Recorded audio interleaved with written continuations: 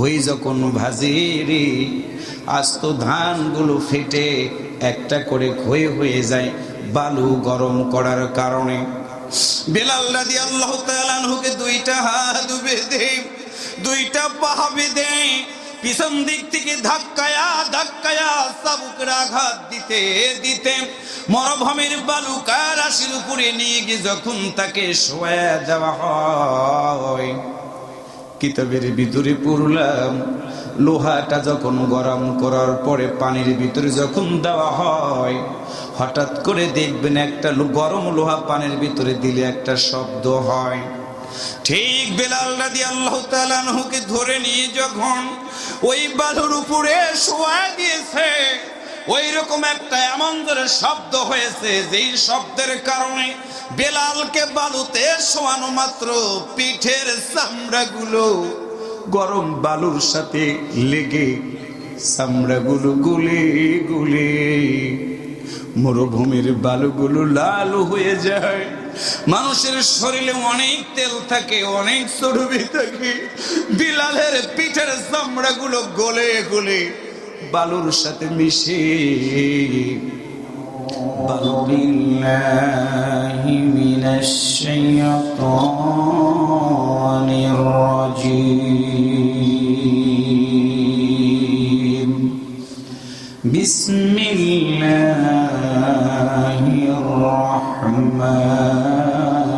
রাহমানির রাহিম।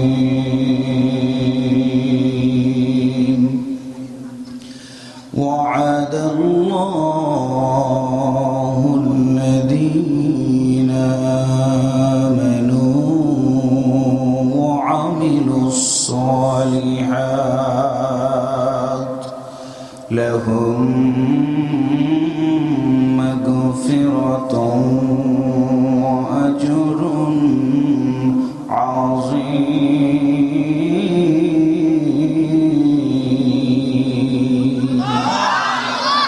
সম্মানিত পুরাণ বেড়াবাসী, বিশ্ব নবী সাল্লাল্লাহু আলাইহি ওয়াসাল্লামের মাদানী জিন্দেগিতে সূরাটি নাজিল হয়। বুঝবেন হৃদয় দিয়ে, আমরা মুসলমানেরা বিশ্ব নবীর উপরে কোরআন নাজিল হয়েছিল কত বছর বয়সে আমরা অনেকেই জানি না। আমরা মুসলমানেরা আমরা এতটুকু জানি, যদি জিজ্ঞাসা করি ও কোরআন বেড়ার যুবকেরা বলো আর্জেন্টিনার একজন খেলোয়াড়ের নাম, সুন্দর করে বলবে লিওনেল মেসি। যদি বলে যুবক বলো ব্রাজিলের একজন খেলোয়াড়ের নাম, নেইমার থেকে শুরু করে দামি দামি খেলোয়াড়ের নাম বলবে আমার দেশের যুবকেরা। যদি বলে যুবক তুমি বলো বাংলাদেশের একজন নায়কের নাম, বলবে কিং খান, সাকিব খান। যদি বলে যুবক বলো রে একজন নায়িকার নাম, আমার দেশের যুবকেরা বলবে বিবাহ হওয়ার আগে অথবা বিবাহ হওয়ার পরে কখন বাচ্চা হয় কেউ জানে না, তার নাম হলো পরিমণি। তার মানে হলো পরিমণির নাম যুবকেরা জানে, সাকিব খানের নাম জানে। মুসলমানদের আদি পিতার নাম আমার দেশের যুবকেরা, আমার সন্তানেরা জানে না। সলঙ্গা থানার মুসলমানরা পায়ে ধরে বলে গেল, তুমি যে দল করো না কেন তুমি মুসলমানের ঘরের সন্তান, তোমাকে একদিন মরতে হবে, তোমাকে জানতে হবে, বুঝতে হবে। সাকিবের নাম না জানলেও অসুবিধা নাই, পরিমণির নাম না জানলেও অসুবিধা নাই, কিন্তু মুসলমান হিসেবে তোমাকে জানতেই হবে মুসলিম জাতির পিতার নামটা কি। মুসলিম জাতির পিতার নাম হলো ইব্রাহিম আলাইহিস সালাম, আদি পিতার নাম হলো আদম আলাইহিস সালাম। মুসলমান আমাদের প্রিয় নবীর নাম হলো মুহাম্মদুর রাসূলুল্লাহ সাল্লাল্লাহু আলাইহি ওয়াসাল্লাম। ওই নবী 40 বছর বয়সে হেরা পর্বতের গুহার ভিতরে ঢুকে মালিকের দরবারে ধরনা দিয়ে বললেন, ওগো আমার রব তুমি কি বলবা না, মানুষগুলো অন্যায় করে সন্ত্রাসী করে জঙ্গি বানার সাথে জড়িত থাকে। আল্লাহ এমনকি তারা কন্যা সন্তানগুলো যখন কোনো মায়ের পেটের ভিতর থেকে বের হয়, জীবন্ত সন্তানগুলোকে নিয়ে গলা টিপে হত্যা করে ফেলে দেয়। যখন সন্তান হারা মা আসল বিছায়া দিয়ে মালিকের দরবারে হাতটা উঠে দোয়া করে। সম্মানিত প্রিয় ভাইয়েরা, আজকে বাংলাদেশে মেডিকেল সায়েন্স উন্নত হওয়ার কারণে 5 মাস সন্তানের বয়স হয়ে গেলে জানা যায় সেইটা ছেলে হবে কি মেয়ে হবে। 20 বছর আগে 50 বছর আগে এটা জানা যেত না। 1500 বছর আগে তো কোনো খবরই থাকতো না। ওই সময় যখন কোনো মায়ের পেটের ভিতর থেকে কন্যা সন্তান বের হয়ে যেত, আবু জাহেল ও উতবা সাহেবদের নেতৃত্বে কন্যা সন্তানগুলোকে জীবন্ত গলা টিপে হত্যা করে ফেলে দিত তারা। কন্যা সন্তানগুলোকে তারা মানুষ মনে করতো, মানুষ মনে করতো না। 2 নাম্বার খারাপ কাজ করতো তারা, জোর করে অন্যের সম্পত্তি দখল করতো, রাহাজানি ডাকাতি করতো তারা, লুটতরাজ করতো তারা। নবী আমার চিন্তা করে দেখলেন না না, এইভাবে সমাজ চলতে পারে না। আল্লাহর নবীর দরখাস্ত মালিকের দরবারে কবুল হয়ে গেল। 40 বছর বয়সে হেরা পর্বতের গুহায় আমার আল্লাহর পক্ষ থেকে রাসূলকে জানাই দেয়া হলো, বন্ধুরে কাঁদবা না, চোখের পানি তুমি মুছে ফেলে দাও। মানুষগুলোকে তুমি শান্তির দিকে হাতছানি দিয়ে ডাকতেছো। আমি আল্লাহর পক্ষ থেকে তো অনেক নবীকে পাঠিয়ে দিয়েছিলাম পৃথিবীতে। কাউকে দিয়েছি তৌরাত, কাউকে দিয়েছি জবর, কাউকে দিয়েছি ইনজিল। বন্ধুরে তোমারে জানাই দিয়ে দিলাম, তুমি তোমার প্রিয় নবী, তুমি তোমার প্রিয় মহামানব পাঠাইলাম তোমার সবার শেষে। কিন্তু এমন একটা গ্রন্থ তোমার কাছে আমি আল্লাহ দিয়ে দিব, যেই গ্রন্থটার ভিতরে সকল নবীদের কথা তুমি জানতে পারবা। একটু মারহাবা জোরে বলেন। জিবরাইল আমিন এসে হাজির হয়ে গেল, বিশ্ব নবীকে সালাম জানায় বললেন, হুজুর আপনি চিন্তা করবেন না, আমি জিবরাইল এসে গিয়েছি। আপনি পড়ুন সূরা আলাকের প্রথম 5টা আয়াত আপনার পক্ষ থেকে নাযিল হয়ে গেল। ইকরা বিসমি রাব্বিকাল্লাযী খলাক, পড়ো তোমার প্রভুর নামে, যেই প্রভু তোমাকে সৃষ্টি করেছেন। আমার সামনে যারা বসা, একটু দরদ করে বলুন তো আমাদের সৃষ্টিকর্তা কে? একসাথে বলেন কে? রাসূল আমার বললেন আল্লাহ।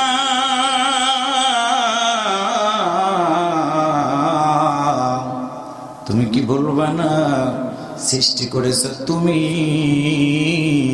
রিজিকের ব্যবস্থাটা কে করে দেবে তুমি কি জানাই দিবে না?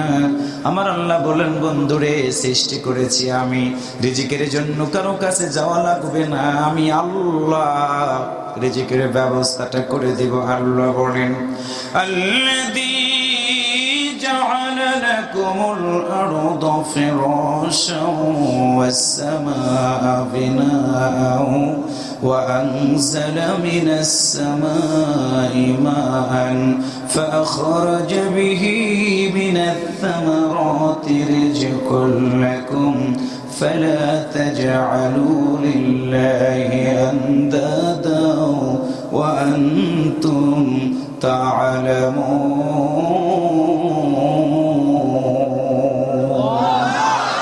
আরেকটু জোরে বলেন। আল্লাহ বলেন, রাসূল বলে দাও, আসমানটাকে ছাদ বানালাম, জমিনটাকে বিছানা বানাই দিয়ে দিলাম। যুবক তুমি জানো না, যেই জমিনের উপর আমরা বসবাস করি, এই জমিনের নিচে আছে বালু, বালুর নিচে আছে পাথর, পাথরের নিচে আছে পানি, পানির নিচে আবার বালু, বালুর নিচে ফের পাথর, তারপরে আবার বালু।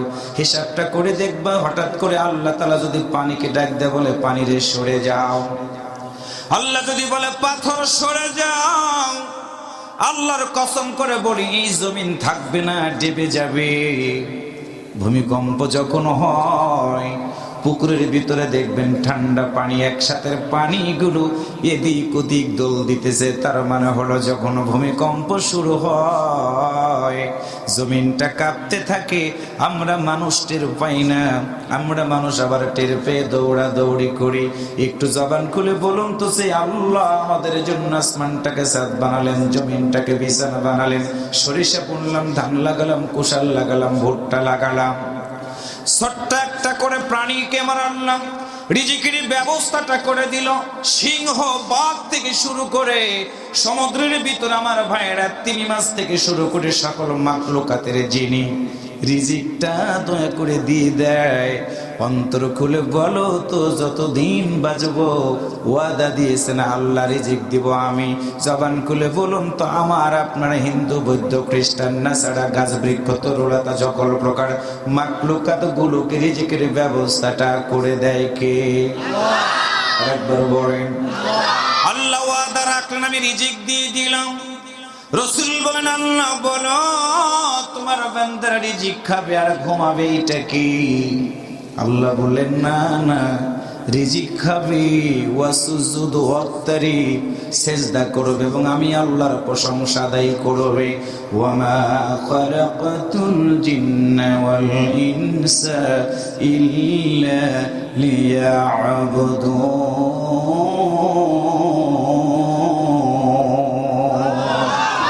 আল্লাহ বলেন বান্দারে তোমরা খাবার রিজিক দিয়ে দিব, বিনিময়ে তোমরা কি করবা? আমি আল্লাহর ইবাদত করবা। রাসূল বলেন আল্লাহ তুমি কি বলবা না? তোমার বান্দারা যখন ইবাদত করবে কিভাবে তারা ইবাদত করবে? সূরা আলে ইমরানের 110 নম্বর আয়াতের মাধ্যম দিয়ে আমার আল্লাহ সুন্দর করে জানাই দিয়ে দিলেন, কুনতুম খায়রা উম্মাতিন উখরিজাত লিন-নাস তা'মুরুনা ওয়া তানহাউনা আনিল মুনকার ওয়া তু'মিনুনা বিল্লাহ। আয়াত শুনতে কি কষ্ট হয়? তাফসির মাহফিল নাম, তাফসিরের হকই হলো কোরআন টু কোরআন। এটা আল্লাহু আকবার জোরে বলেন। যত আয়াত বলবো, যত আপনার আল্লাহু আকবার বলবেন, আপনার মা বাবার আমলনামাতে আল্লাহ সওয়াবগুলো পৌঁছে দিবে। আর আমাদের দিকে তাকিয়ে আছে, আব্বুরে একটু দোয়া করো বাবা। আজকে এই সন্তান মাহফিল বাদ্যে মেলাতে যখন ঘোরে, পিতামাতা ডাক দেব, আগে যদি জানতাম আমার সন্তান আমারে ফাঁকি দিবে, সন্তান ছোট্ট সময় আমি গলা টিপে হত্যা করে ফেলে দিতাম। বিশ্বাস করেন সন্তানের দোয়া আল্লাহর দরবারে কবুল হয়ে যায়, মা বাবার দোয়া কবুল হয়ে যায়।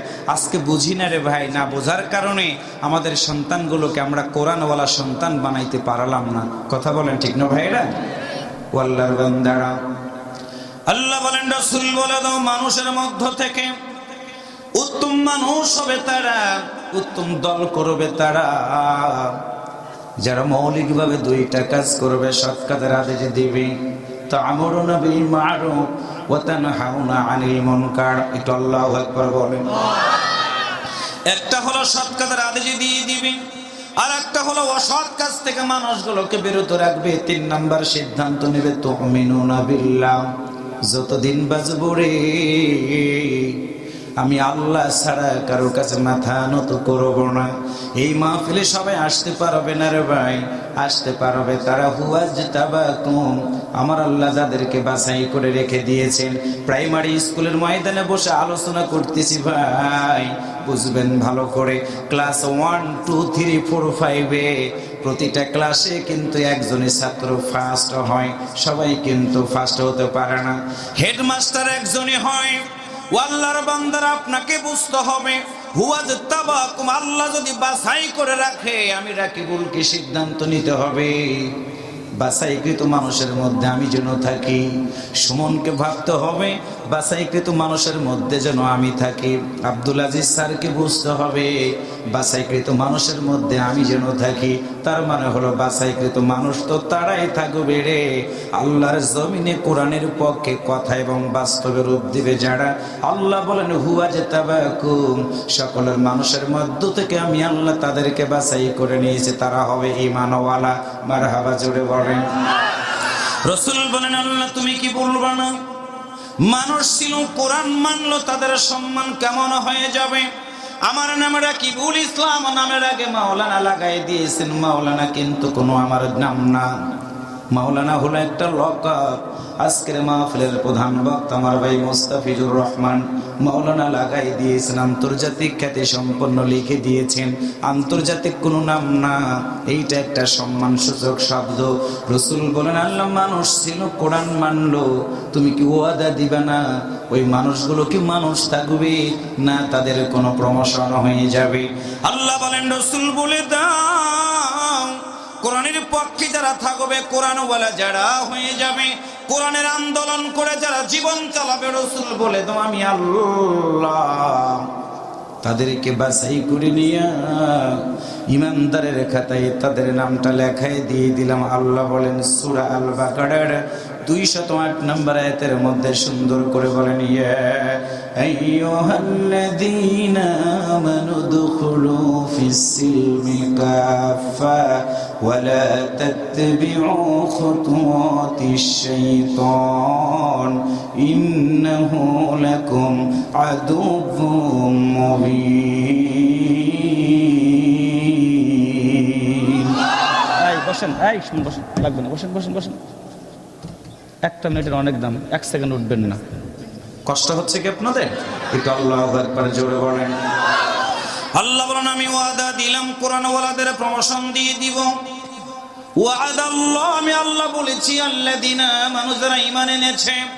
সে আল্লাহ বলেন ঈমান এনেছো, ইয়া আইয়ুহাল্লাযীনা আমানু, আমার ভাইরা কোরআনে মানুষগুলোকে দুইটা শব্দ বলে আল্লাহ সম্বোধন করেছেন।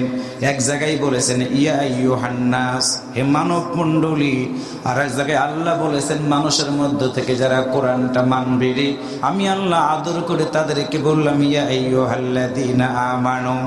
আমরা মানুষ, আমরা মুসলমান, আমরা কোরআন মানার সিদ্ধান্ত নিয়ে নিলাম, কোরআনের পক্ষে থাকবো, কোরআন কেন্দ্রিক জীবন যাপন করবো। যার জন্য আমার আল্লাহ আজকে আদর করে আমাদের জন্য ডাক দিয়ে বলেছেন ইয়া আইয়ুহাল্লাযীনা আমানু, মানুষ সিনা কোরআন মেনেছো, আমি আল্লাহ তোমাদের ইমানদারের খাতায় নামটা লিখে দিলাম। ইমানদার হয়েছে, উদখুলু প্রবেশ করো ফিস-সিলমে শান্তির মধ্যে, ওয়ালা তাত্তাবিউ খুতুওয়াতিশ শাইতান, শয়তানের অনুকরণ করো না, কারণ হলো শয়তান প্রকাশ্য শত্রু। আদি পিতা আদম আলাইহিস সালামকে আল্লাহ যেদিন জান্নাত থেকে নামাই দিলেন শয়তানের কারণে, শয়তান সেদিন বলেছিল আল্লাহ মুসলমানদের আদি পিতা প্রথম মানুষ আদমকে জান্নাত থেকে আমি নামাই দিয়ে দিলাম ওয়াসওয়াসা দিয়ে, তোমার কাছে একটা অনুমতি চাই, কোন আদম সন্তান যেন আর জান্নাতে আসতে না পারে, আমি তাদের কাছে ধোঁকা দিয়ে দিব, তুমি অনুমতি দাও। আল্লাহ বললেন শয়তানরে অনুমতি দিয়ে দিলাম, তবে সতর্কবাণী হলো সকল আদমের কাছে তুমি যেতে পারলেও আমার ইমানদার আদম বান্দাদের সন্তানদের কাছে তুমি যেতে পারবে না। আল্লাহ বলেন ইমানদার তারা, শয়তান তাদের কাছে আসতে পারবে না, যাদের জীবনে একটা ঘোষণা দিবে। আল্লাহ বলেন আল্লাহু ওয়ালিয়ুল্লাযীনা আমানু ইখরিজুহুম মিনাজ-যুলুমাতি ইলান নূর।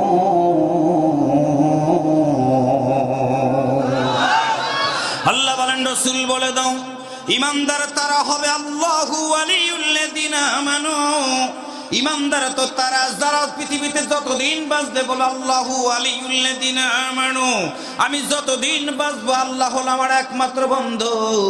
এই ময়দানে যারা বসে আছেন রে ভাই, জবান খুলে বলুন তো আমাদের একমাত্র বন্ধু কে? আরো জোরে বলেন কে? আল্লাহ বলেন আমারে যদি বন্ধু বানাও ইখরিজুহুম, আমি তোমাদের বের করে আনবো মিনাজ-যুলুমাতি ইলান নূর, অন্ধকার থেকে আমি আল্লাহ তোমাদেরকে আলোর পথে নিয়ে আসবো। অন্ধকারে এইখানে বোঝানো হয়েছে কারেন্ট চলে গেলে এই অন্ধকার না, অন্ধকার বোঝানো হয়েছে তাগুত শক্তি। তাগুত শক্তি হলো কোরআন বিরোধী, আল্লাহ বিরোধী, মসজিদ বিরোধী, মাদ্রাসা বিরোধী, মাহফিল বিরোধী, এমনকি আল্লাহর জমিনে দিন কায়েম হোক এটা যারা চায় না, সেটা হলো তাগুত শক্তি।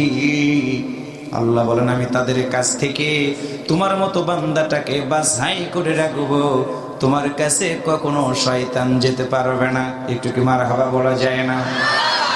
রাসূল বলেন আল্লাহ তুমি কি বলবা না, ওয়াদা আল্লাহ, তুমি ওয়াদা দিয়েছো আল্লাযীনা আমানু, মালিকিরে ঈমান যারা আনবে, বেঈমান লোকেরা ঈমানদারদেরকে ধরবে, মারবে, দুঃখ দিবে, কষ্ট দিবে, বলো রে মালিক ঈমানদাররা বিপদের মধ্যে পড়ে গেলে বলো কার কাছে গিয়ে তারা সাহায্য চাইবে।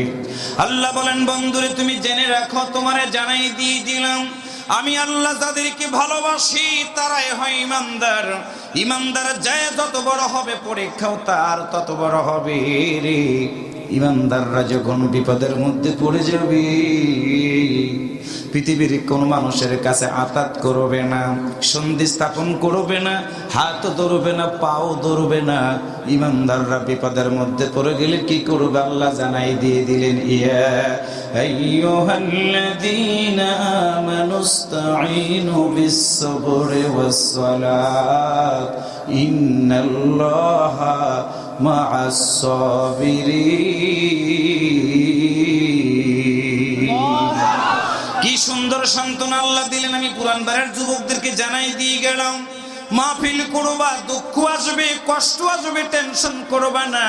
আমার আল্লাহ সান্ত্বনা দিয়েছে, ভালো কাজ করবা, বিপদ আসবে, ভালো কাজ করবা, মুসিবতের মধ্যে পড়ে যাবা, কারোর সাথে আঘাত করবা না। তোমারে কেউ যদি দুঃখ দেয় তার সাথে তাকে তুমি দুঃখ দিবা না। তুমি কি করবা? ধৈর্য ধারণ করবা, ওযু করে জায়নামাজটা বিছায়া মালিক রে ডাক দিয়া বলবা, আল্লাহ কোরআনের মাহফিলের আয়োজন করি আমি, অনেক মানুষ তোমার সাথে শত্রুতা করে, তোমার সাহায্য চাই। আল্লাহ তখন ডাক দে বলে, বান্দারা লা তাকনাতু মির রাহমাতিল্লাহ, পৃথিবীর সব মানুষ ঘুমিয়ে গেছে রে, তুমি জায়নামাজে দাঁড়ায়া আমার মতো আল্লাহর কুদরতি পায়ে সেজদা দিয়ে আমারে তুমি ডাক দিয়েছো রে। আমি আল্লাহ জানাই দিয়ে দিলাম, লা তাকনাতু মির রাহমাতিল্লাহ, বান্দারে তুমি টেনশন করো না।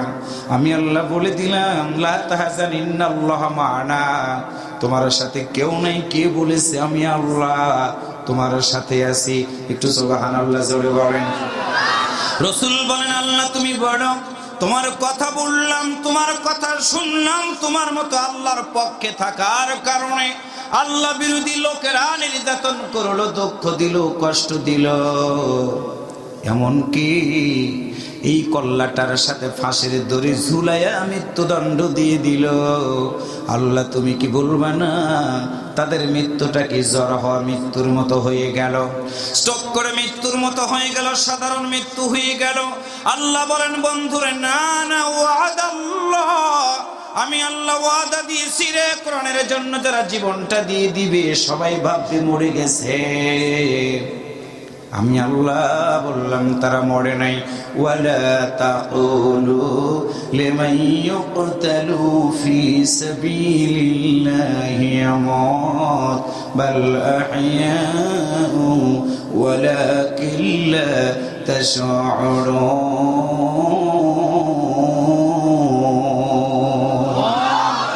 আল্লাহ বলেন, রাসূল বলে দাও, ওয়াদাল্লাহ, আমি আল্লাহ ওয়াদা দিয়েছি, আল্লাযীনা আমানু, ঈমানের জন্য যারা জীবন দিয়ে দিবে সবাই ভাববে মরে গেছে, কিন্তু আমি আল্লাহ বললাম না, মরে নাই তারা, বরং তারা শহীদ হয়ে গেছে, তাদেরকে আমি আল্লাহ রিজিক দেই।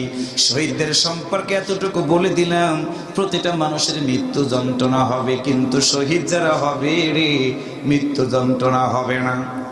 শহীদ যারা হবে ফাঁসির রশি গলায় ঝুলাই দিবে, মৃত্যু যন্ত্রণা হবে না। বোমা মারবে, তরবারি চালাবে, গুলি চালাবে, গুলি লাগা মাত্র তারা পৃথিবী থেকে বিদায় হয়ে যাবে, মৃত্যু যন্ত্রণাটা হবে না।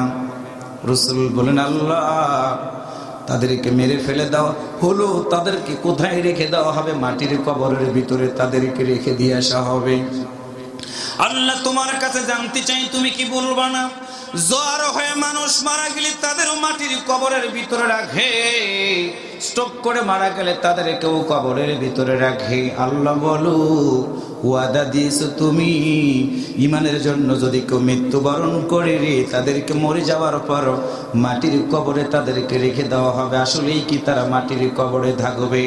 আল্লাহ বলেন, বন্ধুরে না না, আমি আল্লাহ ওয়াদা দিলাম, ঈমানটা আনতে গিয়ে, ঈমানটা ঠিক রাখতে গিয়ে, ঈমানের প্রদীপ জ্বালাইতে গিয়ে তারা যদি মৃত্যুদণ্ডে দণ্ডিত হয়, মৃত্যুবরণ করে, সবাই রেখে দিয়ে আসবে মাটির কবরে।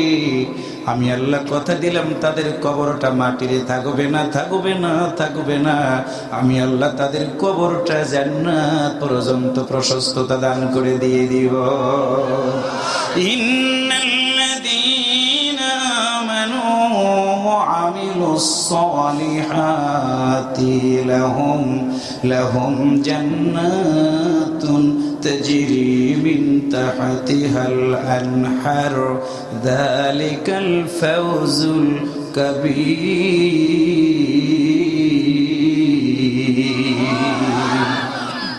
ভুলবো না ভোলা যায় নাকি বীর শহীদানির স্মৃতি ভুলবো না ভোলা যায় নাকি বীর শহীদানির স্মৃতি রক্ত দিয়ে জীবন দিয়ে জ্বালালে দ্বীনের বাতি ভুলবো না ভোলা যায় নাকি বীর শহীদানির স্মৃতি আল্লাহু আকবার বলেন আল্লাহর দিন আল্লাহর জমিনে করেছো বিজয়ী তোমরাই ন্যায় ইনসাফের ধ্রুব পতাকা তুলে ধরেছো তোমরাই আল্লাহু আকবার আল্লাহর দিন আল্লাহর জমিনে করেছো বিজয়ী তোমরাই ন্যায় ইনসাফের ধ্রুব পতাকা তুলে ধরেছো তোমরাই আলো কোরআনের আহ্বানে নির্যাতিতদের পাশে দাঁড়ালে আর সে আজিমের প্রতিবেশী হলে পেলে জান্নাতের বাড়ি ভুলবো না ভোলা যায় নাকি বীর শহীদানির স্মৃতি রক্ত দিয়ে জীবন দিয়ে জ্বালালে দ্বীনের বাতি ভুলবো না ভোলা যায় নাকি বীর শহীদানির স্মৃতি আল্লাহু আকবার বলেন হানজালা বীর হামজা মুসআব বিন উমাইরের সাথে ঘুরছো কত ঈদ আনন্দে ফেরদাউসের কাননে হানজালা বীর হামজা মুসআব বিন উমাইরের সাথে ঘুরছো কত ঈদ আনন্দে ফিরদাউসের কাননে শাহাদাতের খুন রাঙ্গা পথে চলছি সদা চলবো ছুটে নেই ক্ষতির কোনো ভীতি আমাদের হয়তো শহীদ নয় হব গাজী ভুলবো না ভোলা যায় নাকি বীর শহীদানির স্মৃতি রক্ত দিয়ে জীবন দিয়ে জ্বালালে দ্বীনের বাতি ভুলবো না ভোলা যায় নাকি বীর শহীদানির স্মৃতি রক্ত দিয়ে জীবন দিয়ে জ্বালালে দ্বীনের বাতি ভুলবো না ভোলা যায় নাকি বীর শহীদানির স্মৃতি সম্মানিত দিনী ভাই সব আল্লাহ বলেন ওয়াদাল্লাহ আমি আল্লাহ ওয়াদা দিলাম আল্লাযীনা আমানু যারা ঈমান এনেছো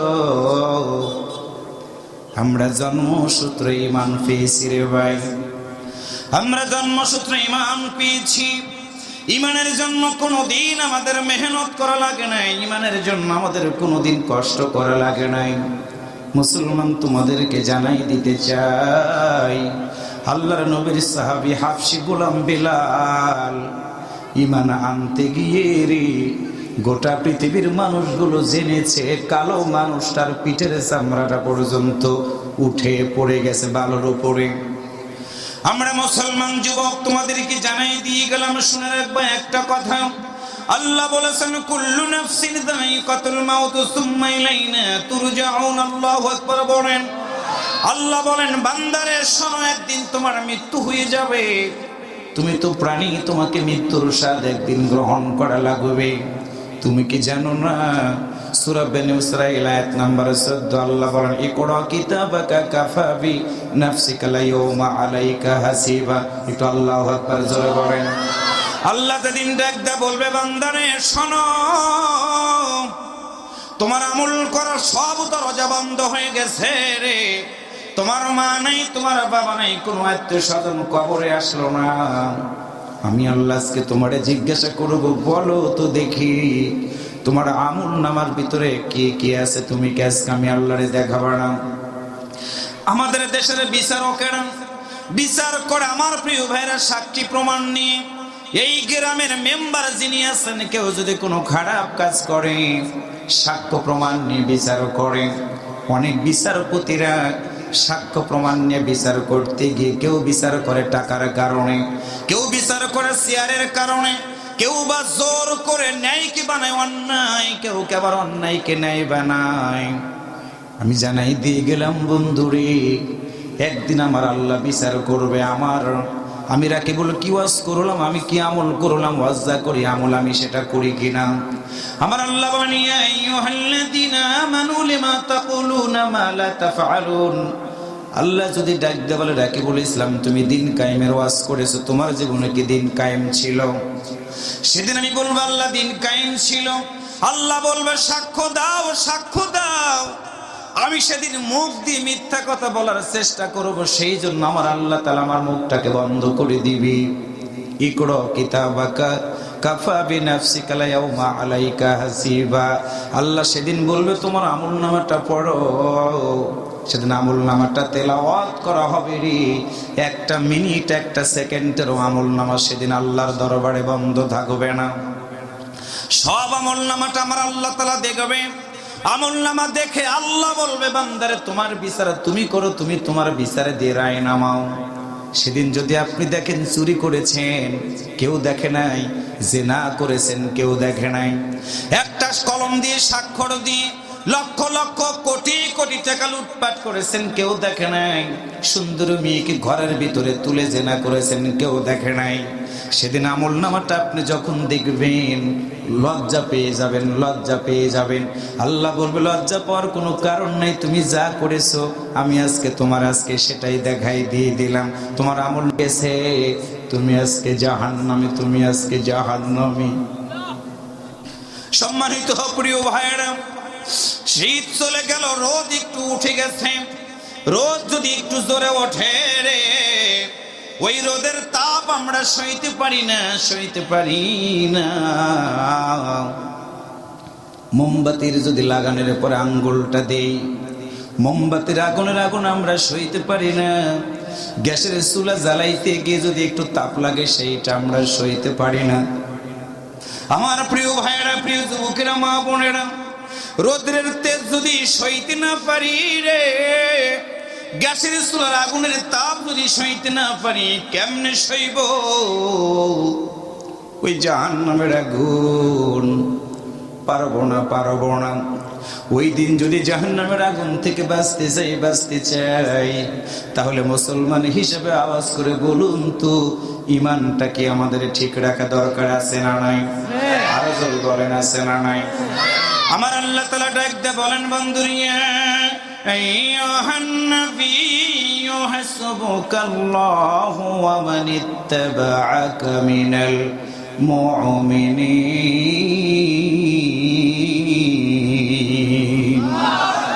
আল্লাহ বলেন, বন্ধুরা শুনে নাও, তুমি মানুষগুলোকে ইমানের দিকে দাওয়াত দিয়ে দিবা। তোমার ডান দিকে কেউ নাই, বাম দিকে কেউ নাই, সামনে পিছনে কেউ নাই, টেনশন করবা না। ইয়া আইয়ুহান নাবিয়্যু হাসবুকাল্লাহ, আমি আল্লাহ তোমার জন্য যথেষ্ট। ওয়া মানিত্তাবা'আকা মিনাল মুমিনিন, বন্ধুরে তোমার মতো নবীর যারা আনুগত্য করবে রে, ইত্তেবা করবে রে, আমি আল্লাহ তাদের জন্য যথেষ্ট। একটু আওয়াজ করে বলুন তো, তাহলে যতদিন বাঁচবো ওই নবীর আনুগত্য কি আমাদের করা দরকার আছে না নাই? আমার প্রিয় যুবকেরা শুনে নাও, বেলাল রাদিয়াল্লাহু তাআলা আনহুকে কালেমা পড়ার অপরাধে, আল্লাহর জমিনে দিন কায়েম করার অপরাধে আরবের কাফেররা গ্রেফতার করে নিয়ে গেল। বেলাল কালো মানুষ ছিলেন, দেখতে তারে ভালো দেখা যেত না। বেলাল ছিলেন কালো, কিন্তু তার শানে আল্লাহর পক্ষ থেকে আয়াত নাজিল হয়ে গেছে সাহাবীদের শানে রাদিয়াল্লাহু তাআলা আনহু ওয়া রাদু আন। আল্লাহর পক্ষ থেকে সুসংবাদ হয়ে গেছে। আজকে বাংলাদেশের অনেক মানুষের চেহারা ভালো, কিন্তু ঈমান আছে কিনা সন্দেহ আছে। এই চেহারার কোনো দরকার নাই। মাটির ভিতরে শোয়ানো মাত্র এই চেহারা থেকে চামড়াগুলো খুলে যাবে রে। আমার চোখের আলো কমে যাবে, আমি চোখ দিয়ে দেখতে পারবো না, চোখ ঝরে পড়ে যাবে, মাথার চুলগুলো খুলে যাবে, আমার চামড়াটা পচে যাবে। 1 মাস 2 মাস পরে আমার মতো রাকিবুলকে কেউ চিনবে না, কেউ চিনবে না, কেউ চিনবে না। তাহলে বলুন তো, সুন্দর চেহারার দরকার নাই, দরকার হলো আমাদের ঈমান, আমাদের ঈমান। কথা বলেন ঠিক কিনা? বেলাল রাদিয়াল্লাহু তাআলা আনহু ঈমান এনেছেন। এই সংবাদ যখন চতুর্দিকে পৌঁছে গেল, বেলাল রাদিয়াল্লাহু তাআলা আনহুকে ধরে নিয়ে বালুর উপরে শুয়ে দেওয়া হলো। 2টা বর্ণনা পেয়েছি প্রিয় ভাইয়েরা। বেলালের 2টা হাত বেঁধে যখন ধাক্কায় ধাক্কায় নিয়ে যায়, বেলাল সামনের দিকে যায়। এমন সময় তার মনে আমার ভাইয়েরা চামড়ার তৈরি চাবুক দিয়ে বেলালের পিঠের উপরে এত জোরে আঘাত করে, আঘাতের কারণে যে এখানে আঘাত লাগে ওইখান থেকে চামড়াটা উঠে চলে যায়। কালো মানুষ, গোটা বডিটা নিমিষের ভিতরে লাল হয়ে যায়। শুধু লালই হয় না, বেলালের যেইখানে চামড়া ফেটে গেছে আরবের নেতারা সেইখানে তারা তাজা লবণ লাগায়া দেয়। বেলাল রাদিয়াল্লাহু তাআলা আনহু সইতে পারে না, চিৎকার করে ডাক দিয়া বলে, তোমরা কেন আমার মারো? কি আমার অপরাধ? তোমরা কি বলবা না? বেলালকে জোর করে ধরা হয়, ডাক দিয়ে বলে, বেলাল রে, তোমার একটাই অপরাধ, তুমি মুহাম্মাদের কাছে গিয়ে ইসলাম ধর্ম গ্রহণ করেছো, তুমি ঈমান এনেছো। বেলাল, আমরা তোমারে জানাই দিলাম, ঈমান যদি ছাড়ো তোমার পিঠের উপরে চাবুক দিয়ে আমরা আর মারবো না, মারবো না।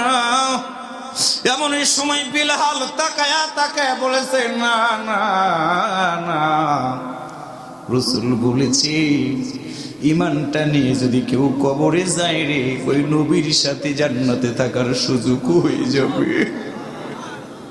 আমি বেলালকে তোমরা যদি মেরে ফেলেও দাও, তোমাদের কাছে জানাই দিয়ে গেলাম, আমি বেলাল কখনো ঈমান ছাড়ব না, ছাড়ব না। বেলালকে পিছন দিক থেকে ধাক্কায়া ধাক্কায়া নিয়ে যাওয়া হলো মরুভূমির উপরে। হজ যারা করেছেন তারা জানেন, মরুভূমির বালু যখন লাল হয়ে যায়, গরম হয়ে যায়, আমরা মুড়ি খাই, যখন মুড়ি খাই চিরা খাই, এক সময় মুড়ি ভাজার সময় রান্নার পাশে গিয়ে দেখবেন মুড়ি কেমন করে হয়ে যায়, আস্ত চাউল মুড়ি কেমনে হয়। আমার মা আমার বোন চুলার উপরে বালু দিয়ে দিল পাতিলের ভিতরে, নিচ থেকে চুলার আগুনগুলো দাও দাও করে জ্বালিয়ে দেওয়া হয়। আগুনগুলো দ্রুত গতিতে জ্বলার কারণে বালুগুলো যখন লাল হয়ে যায়, লাল হওয়ার সময় আমার মা আমার বোন ওই বালুগুলোর ভিতরে যখন আস্ত চাউল দিয়ে দেয়, চাউলটা দিয়ে যখন ঝাঁকি দেওয়া হয়, তাকায় দেখবেন বালুগুলো ঘুরে রে, একটা করে চাউল ফুটে ফুটে অনেক বড় বড় একটা করে মুড়ি হয়ে যায়। সিরা বানানের মিলে যখন যাবেন দেখবেন আগুন দাউ দাউ করে জ্বলতেছে, বালুগুলো গরম হয়ে গেছে। এমন সময় আস্ত ধান যখন ওই মিলের ভিতরে দিয়ে দেওয়া হয়, আস্ত ধান ফেটে অনেক বড় আঙ্গুলের মতো আমার ভাইরা চিরা হয়। খই যখন ভাজে রে, আস্ত ধানগুলো ফেটে একটা করে খই হয়ে যায় বালু গরম করার কারণে। বেলাল রাদিয়াল্লাহু তাআলা আনহুকে 2টা হাত বেঁধে 2টা পা বেঁধে পিছন দিক থেকে ধাক্কায়া ধাক্কায়া চাবুকের আঘাত দিতে দিতে মরুভূমির বালুকা রাশির উপরে নিয়ে গিয়ে যখন তাকে শোয়া দেওয়া হয়, কিতাবের ভিতরে পড়লাম লোহাটা যখন গরম করার পরে পানির ভিতরে যখন দেওয়া হয়, হঠাৎ করে দেখবেন একটা গরম লোহা পানির ভিতরে দিলে একটা শব্দ হয়। ঠিক বেলাল রাদিয়াল্লাহু তাআলা আনহুকে ধরে নিয়ে যখন ওই বালুর উপরে শোয়া দিয়েছে, ওই রকম একটা এমন ধরে শব্দ হয়েছে, যেই শব্দের কারণে বেলালকে বালুতে শোয়ানো মাত্র পিঠের চামড়াগুলো গরম বালুর সাথে লেগে চামড়াগুলো গুলে গুলে মরুভূমির বালুগুলো লাল হয়ে যায়। মানুষের শরীরে অনেক তেল থাকে, অনেক চর্বি থাকে, বিলালের পিঠের চামড়াগুলো গলে গলে বালুর সাথে মিশে বালুটা লাল হয়ে যায়। থোপা থোপা বালুগুলো বিলালের পিঠের সাথে লাগে। বিলাল একটা কথা বলে, তোমরা যতই মারো না কেন, আমি বিলাল কোনোদিন ঈমান ছাড়বো না। এমন সময় মালিক প্রস্তাব দিয়ে দেয়, বিলাল রে, তোমার পিঠের তো চামড়া নাই, চামড়া নাই, পিঠের চামড়া উঠে গেছে রে, তোমার বুকটা এখনো বাকি আছে। ডাক দে বলে, যাও যাও বড় পাথর নিয়ে আসো। কিতাবের ভিতরে পড়লাম একটা পাথর আনার পর মরুভূমি রাশির উপরে বেলালকে শোয়া দেওয়া হয়েছে, পিঠের চামড়া নাই, পিঠের চামড়া গুলো উঠে গেছে, বিলালের বালুগুলো লেগে গেছে রে। ডান হাত বাঁধা, বাম পা বাঁধা, দুই হাত দুই পা বাঁধা বেলালের বুকের উপরে যখন অনেক বড় পাথরটা নিয়ে এসে চাপা দেয়, বেলালের দম চলি না। দমটা যখন চলা শুরু হয়ে যায়, বেলাল তখন ডান দিকে তাকাই দেখে দাঁড়ায় আছে তার শত্রুরা, বাম দিকে তাকাই দেখে শত্রুরা দাঁড়ায় দাঁড়ায় অট্ট হাসিতে হাসতেছে। এমন সময় বেলাল রাদিয়াল্লাহু তাআলা আনহু এই দুইটা চোখ আকাশের দিকে তাকায়া মালিক রে ডাক দে বলে, আল্লাহ,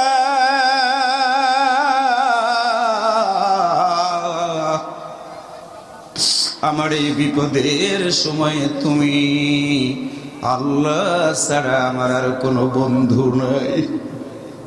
সম্মানিত প্রিয় ভাইরা, বেলালের পিঠটা ঝলসে গেছে, বুকের উপরে পাথর চাপা দিয়েছে। একদিকে বেলালের কলিজাটা মনে হয় বেরিয়ে যাবে, চোখ দিয়ে পানিগুলো বের হয়। রোদের ভিতরে মালিক রে ডাক দে বলে, আল্লাহ, তুমি ছাড়া আমার আর এখন আর কেউ নাই, কেউ নাই। এমন সময় আল্লাহর পক্ষ থেকে আমার প্রিয় ভাইরা সূরা হামিমের সিজদার 30 নম্বর আয়াতের মাধ্যম দিয়ে আমার আল্লাহ গোটা পৃথিবীর মানুষগুলোকে জানিয়ে দিয়েছে, ও পৃথিবীর মানুষেরা শোনো, দুঃখের সময়, কষ্টের সময় যারা বলতে পারে ইন্নাল্লাযীনা ক্বালু রাব্বুনাল্লাহ, নিশ্চয় যারা বলে তাদের রব হলো আল্লাহ, সুম্মা ইসতাকামু, এই কথাই শুধু বলে না, এরপর অটল থাকে, দৃঢ় থাকে। আল্লাহ বলেন, তাতানাজ্জালু, আমি নাজিল করি আলাইহিম, তাদের উপরে মালাইকাতুন, বহু ফেরেশতা, তারা এসে কি বলে, আল্লাহ তাখাফু, তোমার কোনো ভয় নেই, ওয়ালা তাহজানু, চিন্তার কোনো কারণ নাই, ওয়াবশিরু, এবং সুসংবাদ গ্রহণ করো, বিল জান্নাত, ওই জান্নাতের আল্লাতী কুনতুম তুআদুন, যেই জান্নাতের ওয়াদা আমার আল্লাহ তাআলা দিয়েছেন।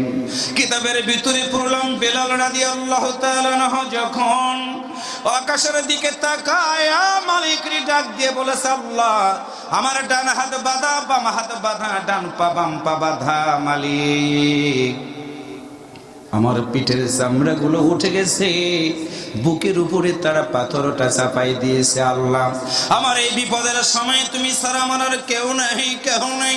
কিতাবের ভিতরে পড়লাম ওই সময় আল্লাহর ফেরেশতারা এসে বেলালের সামনে জান্নাতের দরজাটা খুলে ধরে রাখে। আল্লাহর বান্দা বেলাল তখন তাকায়া তাকায়া বলে, তোমরা কারারে যতই আমারে মারো না কেন, আমি বেলাল আমার এই দুইটা চোখ দিয়ে দেখি রে আল্লাহর জান্নাতের দরজা আমার জন্য খোলা হয়ে আছে। আল্লাহু আকবার বলো। সম্মানিত প্রিয় ভাইয়ের নাম হলো ঈমান। এই জন্য আল্লাহ তাআলা বলেন ওয়াদাল্লাহুল্লাযীনা আমানু, আমি আল্লাহ ওয়াদা দিলাম ঈমানদারদের জন্য। 2 নাম্বার হলো ওয়ামিলুস সলিহাত। ঈমানদার যখন তুমি হয়ে যাইবা পৃথিবীতে কোনোদিন তুমি খারাপ কাজ করতে পারবা না। আপনার একটু আওয়াজ করে বলুন তো পুরান বাড়ির এই যুবকেরা যে কোরআনের মাহফিলটার আয়োজন করলো, আওয়াজ করে বলুন তো এই মাহফিলটা কি ভালো না খারাপ? আরেকবার বলুন, আর একটু জোরে বলুন। কি প্রমাণ? সূরা হামিমের সাজদা 33 নম্বর আয়াত। আমার আল্লাহ সুন্দর করে বলেন ওয়ামান আহসানু কাওলাম মিম্মান দাআ ইলাল্লাহি ওয়া আমিলা সালিহান ওয়া ক্বালা ইন্নানি মিনাল মুসলিমিন।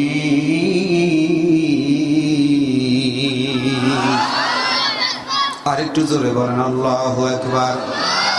আল্লাহ বলেন রাসূল বলে দাও ওই ব্যক্তির কথার স্যার কার কথা উত্তম হবে, কার কথা সুন্দর হবে? যেই ব্যক্তি মানুষদেরকে আল্লাহর পথে আহ্বান করে, শুধু আহ্বানই করে না, ও আমিলা সালিহান এবং ভালো কাজ করে, শুধু ভালো কাজই করে না, ওয়া ক্বালা ইন্নানি মিনাল মুসলিমিন এবং ঘোষণা দিয়ে বলে আমি একজন মুসলমান।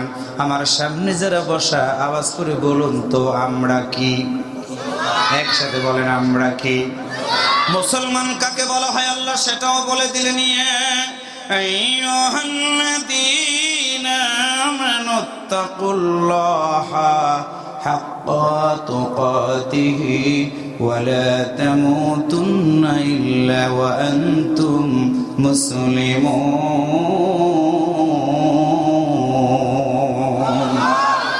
আল্লাহ বলেন রাসূল বলে দাও তুমি যদি ঈমানদার হও, 1 নাম্বার তোমার দায়িত্ব হবে তাকুল্লাহ, যতদিন বাঁচবা আমি আল্লাহরে ভয় করবা। ওয়ালা তামুতুন্না ইল্লা ওয়া আনতুম মুসলিমুন, মুসলমান না হয়ে মৃত্যুবরণ করো না। আল্লাহর বান্দার একদিন মরে যাব, মরে যাওয়ার পরে বলুন তো আল্লাহর দরবারে আমরা হিসাব দিয়ে কেউ কিন্তু জান্নাতে যেতে পারবো না। আমার আল্লাহ যদি দয়া না করে, আর আল্লাহর কাছ থেকে আমরা যদি দয়া পেতে চাই, মুসলমানের মতো আওয়াজ করে বলুন তো যতদিন বাঁচব ঈমান এবং আমল আমাদেরকে ঠিক রাখা দরকার আছে না নাই? আর জোরে বলেন আছে না নাই?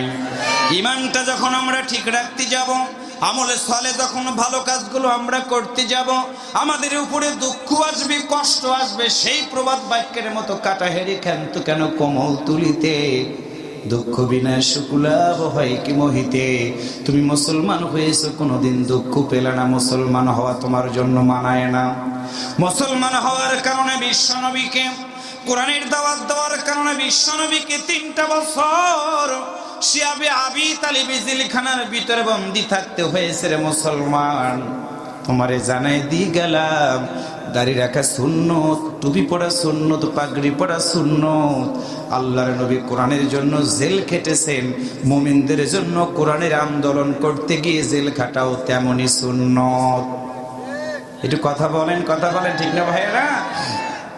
আজকে আমার দেশের যুব সমাজগুলো ধ্বংসের দিকে চলে যাচ্ছে একটাই কারণ, সেটা হলো কোরআন থেকে দূরে থাকার কারণে। একটু জবান খুলে বলুন তো যতদিন বাঁচবো আমাদের এই কোরআনের পক্ষে কি থাকা দরকার আছে? একটু কথা বলুন আছে?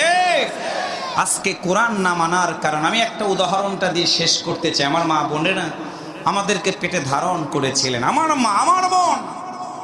আজকে মা জাতিদেরকে আমরা ঘৃণা করি। অনেক পুরুষ সন্তান আছে, ছেলে সন্তান আছে, মায়ের কোনো খবর রাখে না, মার কোনো খবর রাখে না, বাবার কোনো খবর রাখে না।